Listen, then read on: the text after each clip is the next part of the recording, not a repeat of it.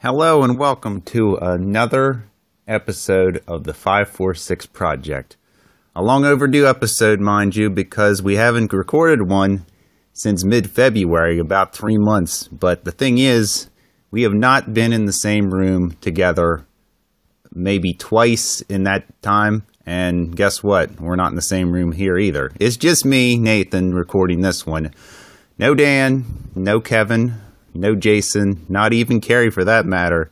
It's just me talking to you, looking outside on this nice Sunday, rainy Sunday, and just sitting here watching the Detroit Grand Prix, IndyCar Grand Prix. Of course, if you were watching that, it has not started while I'm recording this because the pace car decided to get into a wreck out of nowhere, and it's caused about a 30-minute delay for the engines to get fired up because they put all the cars back into pit lane, and they got a new pace car out there.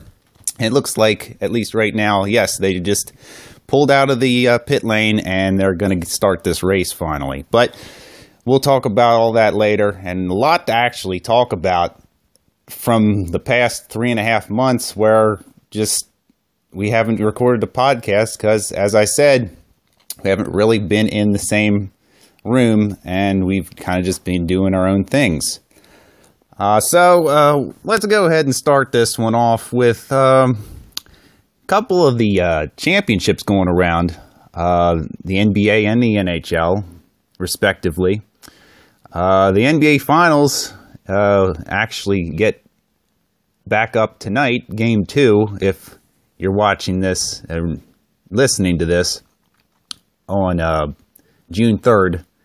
It is Game 2 between Golden State and Cleveland again for the 4th straight year. Now, I myself have kind of just debated whether this is a good thing for the NBA to have the same two teams face each other year after year. Golden State winning 2 of them and Cleveland winning 1 of them.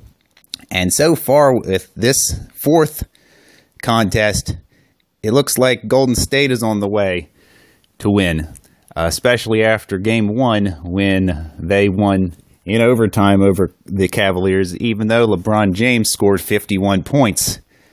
No, he can't do it all. And he especially cannot dribble for someone else because J.R. Smith probably committed one of the biggest blunders in NBA Finals history when the free throw was missed and JR somehow got the rebound and then dribbled out the clock with 4 seconds left because he thought in his mind that they were going to call a timeout and then set up a play to win the game.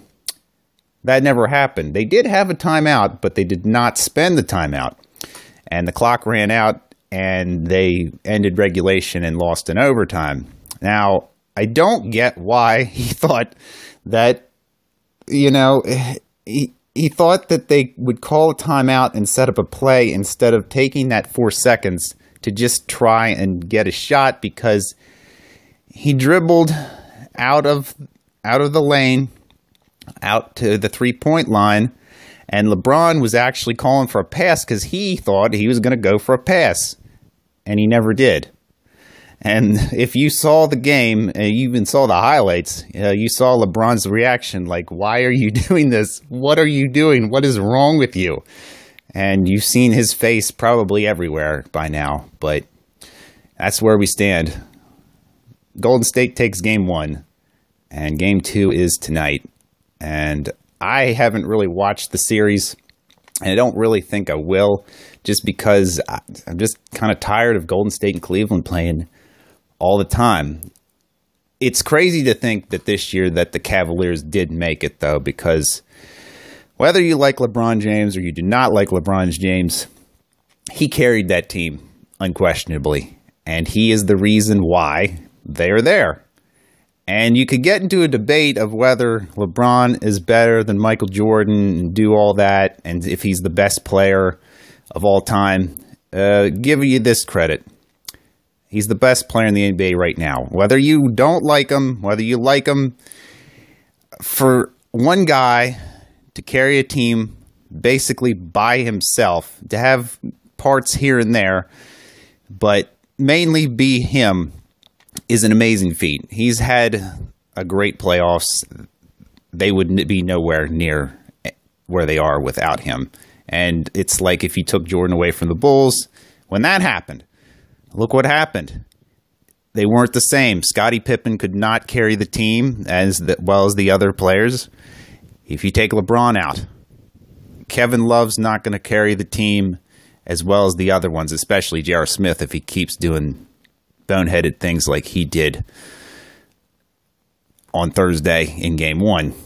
But that's where we stand with the NBA Finals. And then the Stanley Cup. What a matchup that is going on right now. One of the more unlikely matchups between the Washington Capitals making the Stanley Cup finally. They made it a couple 20 years ago, and they got swept by the Red Wings. But this year, everybody thought that here we go again. They're not even going to get to the conference final. And what do? They beat the Penguins. They actually beat the Pittsburgh Penguins, their longtime rival. And then they go against the Lightning, and they take the first 2 games of the series. But then Tampa Bay comes back, and then Washington, you'd think, well, they're going to fold finally again, and we're not even going to have to worry about them. But guess what? Game 7, going down to Tampa Bay, the Capitals win, and that's where we are. They are playing the Vegas Golden Knights. Vegas themselves, an amazing story. First inaugural season in the NHL. They take the Western Conference. They beat the Winnipeg Jets in the conference final. And now they're here, and they took Game 1.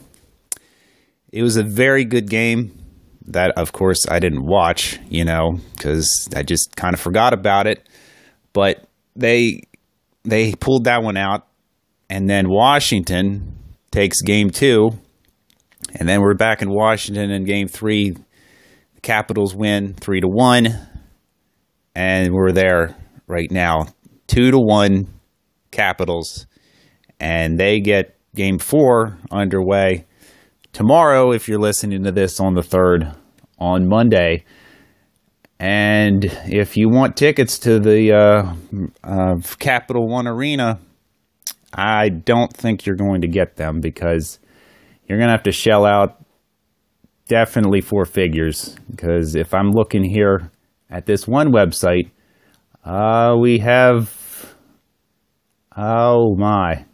you'd have to pay at least $1,100 to experience Game 4, and that would be in the top row. The top section, actually. And if you're a Capitals fan and you want to shell out that kind of money, be my guest. I know Kevin actually went to the Stanley Cup final game when the Penguins played the Sharks in Pittsburgh, and he said he had a good time at that. But if you want to go to this one, you're going to be spending a lot of money, and you may as well just watch it on NBC and get one of the better seats in the house. And now on to the food box, or in this case, the drink tank, because I have one thing here, and it's the Georgia Peach Coca-Cola. You can find this at Walmart, at least I did. They had the Georgia Peach, and they had the California Raspberry. Didn't get that one. I did get the Georgia Peach, so I'm going to go ahead and open it up for you and take a sip. Nice fresh Coca-Cola right out of the glass. Some people say that is the preferred way to take Coca-Cola as opposed to the can or bottle. But let's give it a smell.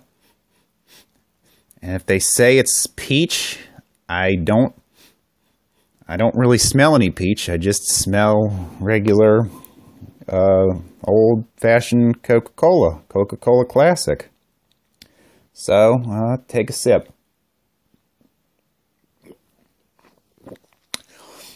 Oh my. That is interesting. You definitely get the peach flavor out of that.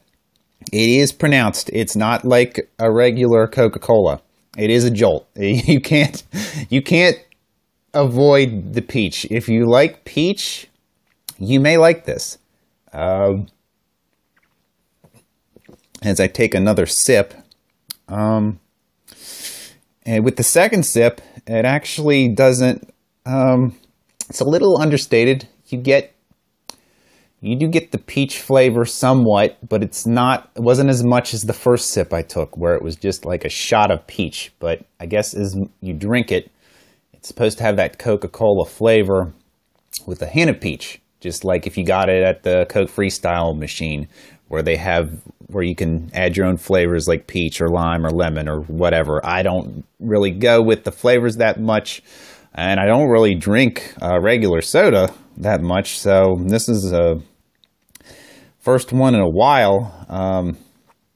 But the peach it's okay. It's not fantastic, but if you like peach, obviously you'll like this. And I don't remember how much I paid for these. You get them in a 4-pack, and they may have been $5, I guess, if I remember correctly. I bought them about 2 weeks ago, so I don't really remember. But it's all right. I'd be interested to see what the raspberry tasted like, because I may actually like that better than the peach. But Coca-Cola trying a new thing, and it's in a glass bottle, and you can taste the difference, I think. Just maybe it's mental, but you can taste a little bit of a difference in getting a Coca-Cola out of a glass bottle than you would if this was in a can or a plastic bottle. Sometimes the can, whatever comes from the can itself, kind of messes with the actual Coca-Cola formula. But to recap, this is not terrible, not something I would go out and buy myself just because I don't drink regular soda all that much, and this Georgia peach isn't really going to get me to go out and buy Coca-Cola of a Georgia peach flavor. Just not really doing it for me. And now on to entertainment news, and what is unquestionably the biggest story of the past week is the demise of Roseanne on ABC. Thanks in full to the namesake of the show, Roseanne. You know how a couple of 10 years ago, where Twitter and Facebook and Instagram and all these social media weren't even a thing? Well, it obviously has caught on like gangbusters, and everybody's into it now. We have a Twitter, the 546 Project, cheap plug there, but every celebrity, it seems, these days has a Twitter, and Roseanne Barr is, well, no exception.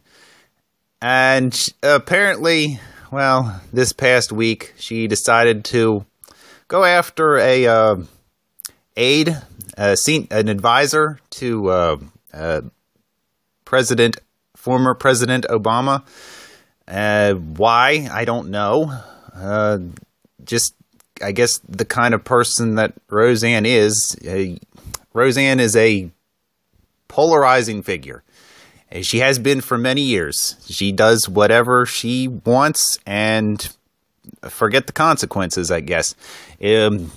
Some people will remember the time she sang the national anthem, unfortunately, at a baseball game with the San Diego Padres. It was definitely among, if not the worst, renditions of the national anthem in history. If you get a chance to look for it on YouTube, go ahead and do that, because it's just awful. I mean, I'm no singer. I would never want to sing the national anthem in front of all those people, all those many people at San Diego's then Jack Murphy Stadium, but I don't know why they thought Roseanne was a good choice to sing the national anthem. But if you give it a look, it's truly, truly awful. And then, of course, she spits at the end because she thought that's what baseball players do. They just spit everywhere. But it was just so bad. And this tweet was no exception. I won't read it because she actually deleted it. But something about Planet of the Apes, and you just can't really say that. And ABC, hours after this tweet came out, they pulled the plug on Roseanne. There is no more Roseanne. It is canceled, and I get a lot of people are a little sad by this, just because of just the show itself, not the reasoning by why they canceled the show. But in its return, it had some pretty good ratings, and it was received pretty well, and it even had gone to where they were going to do another season, but that is out of commission now. And Roseanne is completely to blame. She has apologized, but then the apology was odd because she started talking about how it was fueled by Ambien, the tweet, and then she tweeted some more things, and I don't know what to think. Roseanne is going to be Roseanne. This is who she is. This is who she's been, honestly. For me, I never really watched the show because I never really liked Roseanne. I do like John Goodman. He's a very good actor.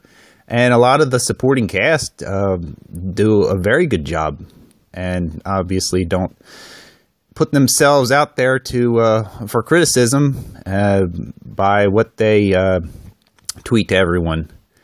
But think about it. If Twitter wasn't even around, this may have not even been anything. Roseanne, the show, could just still be on the air and no one would even know, honestly. But this is the world that we live in now. There was actually another show that I don't watch.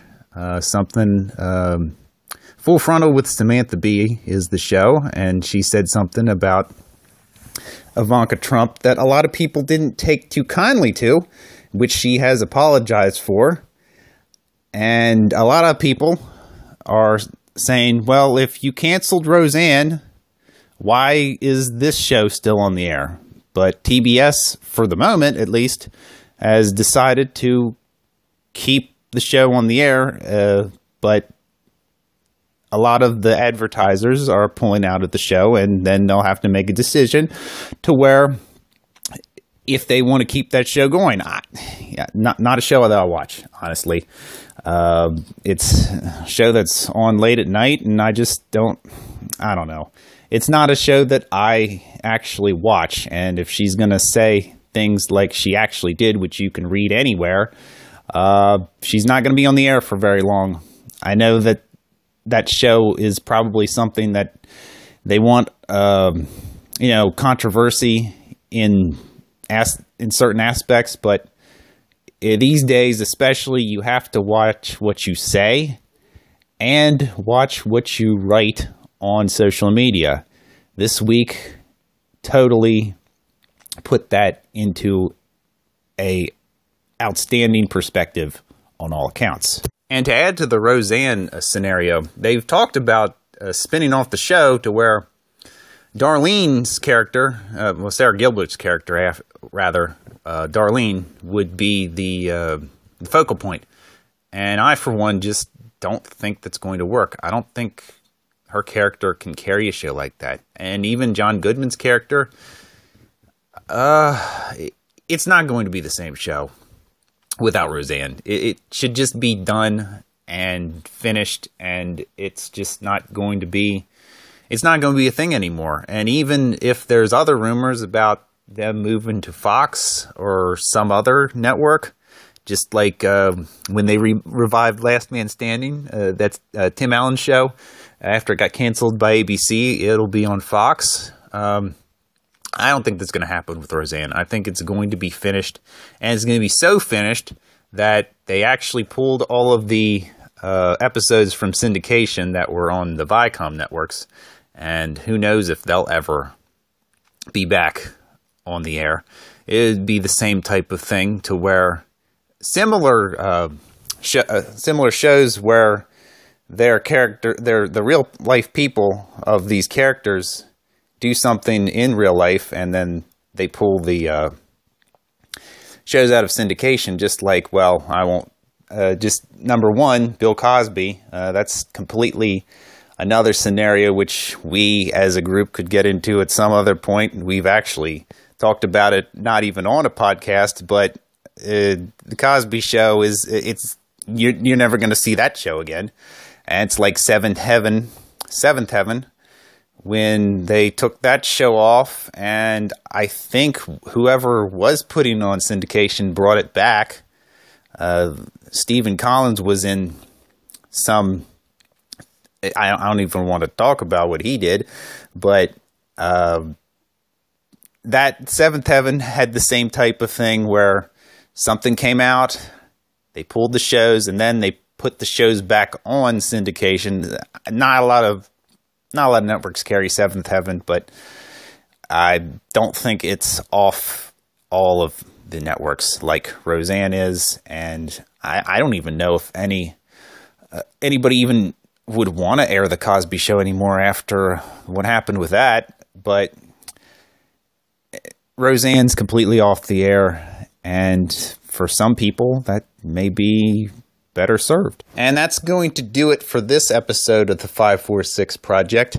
A little shorter episode than what we normally do, and hopefully we all will be in the same room more often than we have been in the last 3.5 months. I took it kind of upon myself to record this particular episode just to get something out there so that you that do listen to our podcast can enjoy and not have to listen to one episode that's been 5 months or so prior. They're all pretty good, and I'm not boasting or anything, but if you want to take a listen to any of the past episodes, you can on our host page, and that's the 546 Project 30 minutes or less .libsyn.com. We have all of the previous 18 episodes on there, as well as iTunes and Google Play Music. We also have a Facebook page, and that's the 546 Project. If you type just that, you'll get to our page. And if you happen to leave us a like, comment, anything would be well appreciated. We have an email. That's the 546project@gmail.com. If you want to send us something there, we'll go ahead and look at that. And if you want to have any suggestions, please do. Always looking for something else to discuss. We also have a Twitter page, and that's the _546_project. That page actually has been a little more active than our actual podcasts have been lately. But go ahead and leave us a like. That would be greatly appreciated. And yeah, that's about it on this rainy Sunday. And I'm actually still watching the IndyCar race, and Ryan Hunter-Reay is leading with about 18 laps to go. So I'm going to continue watching this, and hopefully Dan, Kevin, Jason, me, and even Carrie will get together and record another episode of the 546 Project. But until that time, this is me, Nathan, signing off.